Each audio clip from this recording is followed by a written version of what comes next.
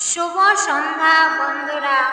আজকে আমার আলোচনায় অতি সংক্ষিপ্ত আকারে গীতার সারাংশ।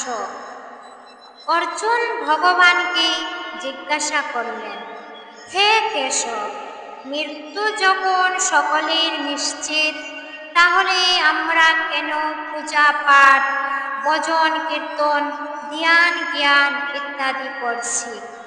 আর যে মানুষটি ভোগ বিলাস আনন্দ ফুর্তিতে মগ্ন, তারও তো মৃত্যু হবে।